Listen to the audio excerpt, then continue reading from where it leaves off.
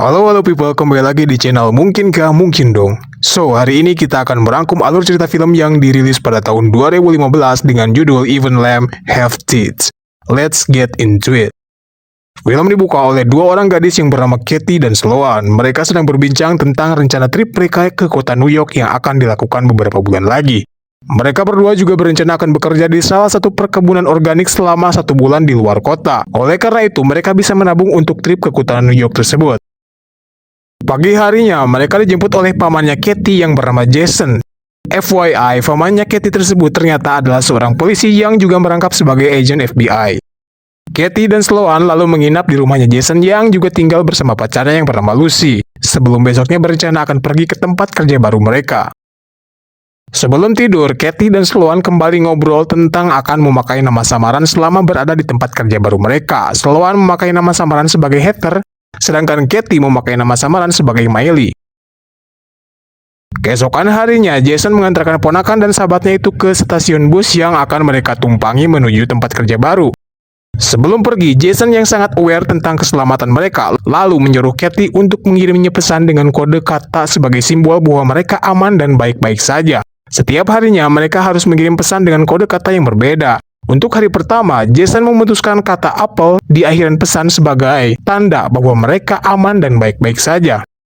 Mereka pun setuju.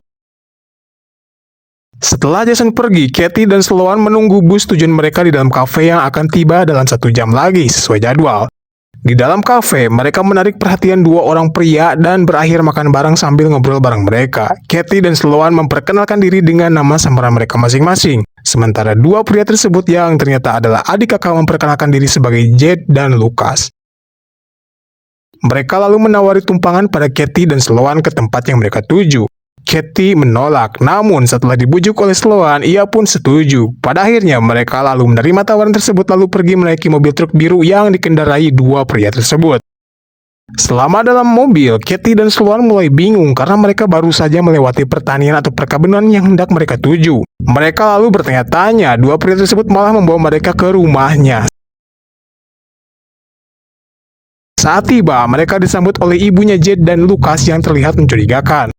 Wanita tersebut lalu menyuguhi teh dan pie sebelum ke tempat tujuan mereka. Saat tiba di dalam rumah, Katie mendapat pesan dari pamannya, lalu ia membalas dengan akhiran kode kata apel yang menandakan mereka aman dan baik-baik saja. Katie dan Sloan lalu lanjut menyantap pie dan teh yang disuguhi orang yang baru mereka kenal, yang mana hal tersebut sebenarnya nggak boleh dilakukan. Tiba-tiba, penglihatan mereka pun mulai ngeblur yang menandakan ada sesuatu yang dicampur dalam makanan dan minuman tersebut. Keduanya lalu lari keluar rumah sekencang-kencangnya setelah menyadari bahwa ada sesuatu yang tidak beres. Sayangnya, Jed dan Lucas berhasil menangkap dan membuat mereka pingsan. Lalu kembali membawa mereka berdua ke dalam rumah. Keesokan harinya, Katie dan Sloan panik karena mereka setengah telanjang dan dirantai di tengah hutan. Jed lalu datang. Ia bilang pada mereka bahwa mereka akan selamanya tinggal di sini. Ia juga memberi mereka pakaian, makanan, kasur, serta toilet sebagai kebutuhan basic mereka untuk bertahan hidup. Singkat cerita, Katie dan Sloan yang kini memakai pakaian dipaksa menunjukkan HP-nya oleh bosnya Jed yang bernama Boris. Ia lalu mengecek pesan dari HP Katie, apakah ada yang tahu mengenai keberadaan mereka atau tidak. Pada poin ini, Boris lalu mengetahui tentang nama samaran yang mereka berdua pakai. Tidak hanya itu, Boris juga tahu tentang kode yang Katie pakai untuk mengirimi pesan pada keluarganya. Boris lalu memaksa Katie tentang makna kata apel yang ia pakai sebagai tanda ia baik-baik saja. Lalu, Boris kembali mengirim pesan tersebut pada Jason dengan kode tersebut. Ketika semuanya kembali normal, Katie dan Sloan yang hendak dipaksa mandi, tiba-tiba polisi lokal pun datang. Mereka pun berlari ke belakangnya mencari perlindungan dan bilang bahwa pria-pria tersebut menculiknya serta memiliki senjata. Tapi polisi tersebut malah tertawa. Dan plot twist, ternyata polisi tersebut juga adalah Tai yang terlibat dalam perdagangan manusia serta ia kesana tidaklah untuk menolong namun untuk memperkaos salah satu dari mereka, yaitu Katie. Setelah polisi jahanam tersebut puas dengan nafsunya, Sloan lalu mencoba menenangkan Katie yang begitu traumatik. Sementara di sisi lain, pamannya Katie, Jason mulai mengkhawatirkan mereka berdua karena pesan terakhir yang ia terima dari Katie berakhiran kata apel yang ia gunakan di hari sebelumnya. Seperti yang kita tahu, Jason dan Katie seharusnya berganti kode kata tiap harinya untuk menandakan mereka baik-baik saja, bukannya malah kode kata yang sama. Kembali ke hutan, Jed dan Lucas lalu membawa pria berjanggut untuk melihat Katie dan Sloan. Pria berjanggut tersebut lalu memilih Sloan, lalu memaksanya masuk ke dalam trailer. Pria berjanggut tersebut penampaknya agak sedikit psiko karena ia senang menyiksa wanita ketika berhubungan intim. Jason akhirnya berhasil menghubungi tempat kerja yang dituju oleh Katie dan Sloan, namun bos tempat kerja tersebut bilang bahwa mereka berdua tak pernah tiba di sana. Jason lalu meyakini bahwa Katie dan Sloan sedang dalam bahaya. Ia lalu bergegas mencarinya. Sementara itu, hari-hari Katie dan Sloan semakin memburuk karena perangkat mereka kali ini lebih psiko dari yang sebelumnya. Jed dan Lucas lalu menutup kepala mereka dengan masker sementara pelanggan psiko berjalan ke arah mereka dengan memakai topeng babi merah. Ia lalu memilih Sloan, lalu memaksanya masuk ke dalam trailer. Setelah selesai, kini Katie bergantian menenangkan Sloan. Entah apa yang dilakukan pria bertopeng babi tersebut padanya, namun nyatanya Sloan nampak lebih traumatik dibanding yang Katie alami sebelumnya. Di scene berikutnya, Jason pergi ke kantor polisi lalu berbincang empat mata dengan polisi lokal yang secara harfiah ikut terlibat dalam penculikan Katie dan Sloan. Di sana, Jason lalu memperkenalkan diri tidak hanya sebagai polisi, tapi juga sebagai agen FBI.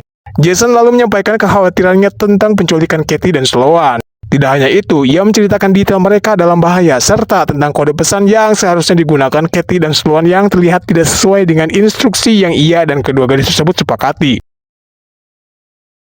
Kembali ke hutan, Boris alias pimpinan penculik itu kini tahu tentang paman Katie yang merupakan seorang agen FBI. Ia juga tahu bahwa Katie berbohong tentang kode pesan yang ia jelaskan padanya sebelumnya.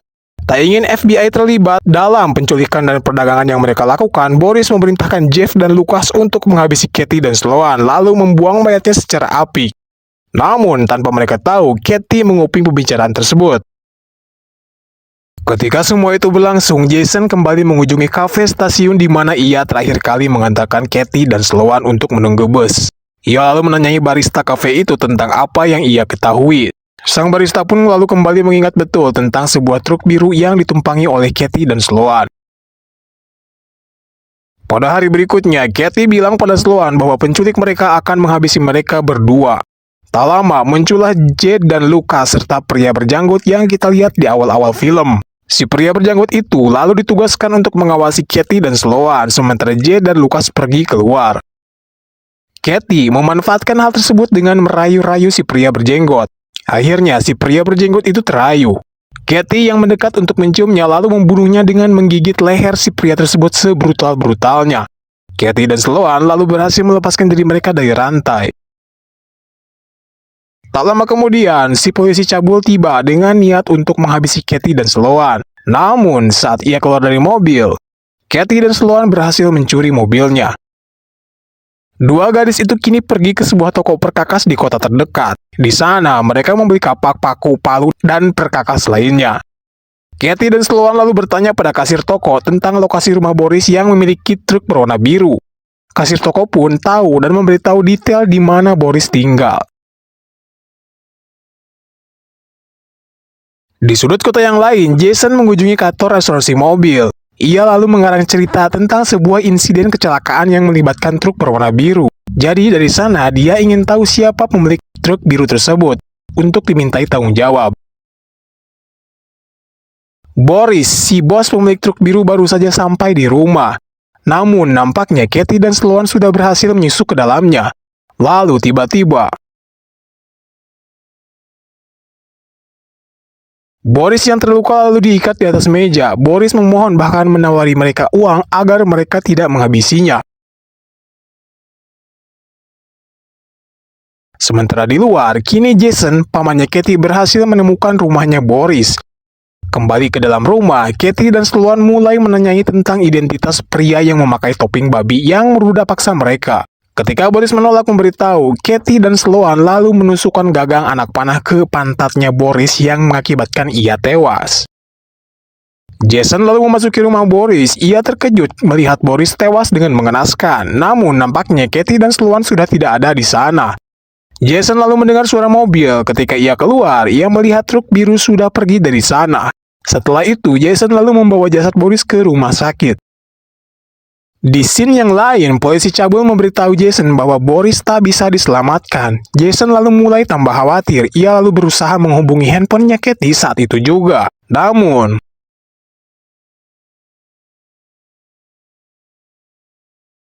Jason kini tahu bahwa HP Katie ada di saku si polisi cabul tersebut yang tidak lama kemudian ia menodongkan senjata pada Jason.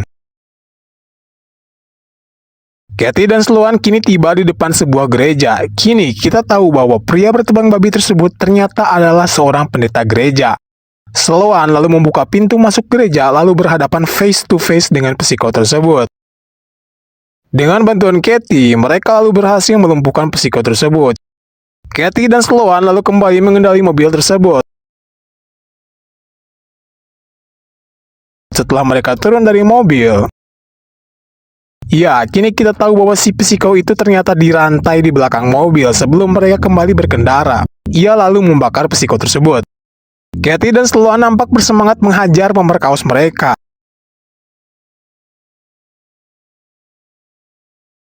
Di sisi lain, Jason kini diculik oleh si polisi cabul. Tidak hanya itu, si polisi cabul juga sudah menculik dua orang wanita baru. Untungnya, Katie dan Sloan datang lalu menghajar si polisi cabul itu. Lalu mereka mengikat dan menyiksanya. Si cabul lalu meminta maaf dan menyesali perbuatannya. Namun, Katie dan Sloan lalu menghabisinya dengan tembakan terakhir di kepala. Setelah itu, Katie dan Sloan membebaskan dua wanita yang baru saja diculik dan menyuruh mereka melepaskan pamannya yaitu Jason dari ikatan. Jason lalu bertanya siapa yang menghabisi si polisi cabul pada dua wanita tersebut. Namun mereka menolak menjawab sebagai rasa terima kasih pada Katie dan Sloan. Selanjutnya, Katie dan Sloan kembali ke rumah ibunya Jed dan Lucas lalu memasukkan sesuatu dalam minumannya. Mereka lalu mengikat si ibu tersebut di basementnya yang mana Jed juga telah diikat di sana. Mereka lalu memukuli Jed dengan tongkat baseball sementara ibunya dipaksa untuk menyaksikannya.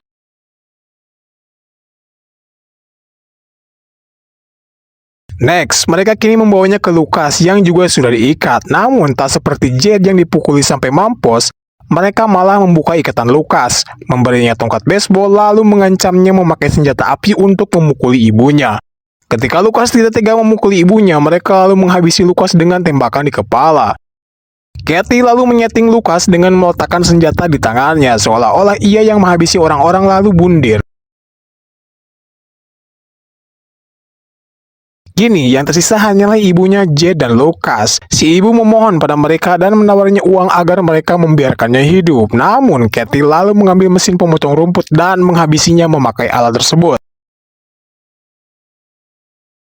Dalam scene selanjutnya, Jason memarkirkan mobil di depan rumah Katie untuk menjemput Katie dan Sloan.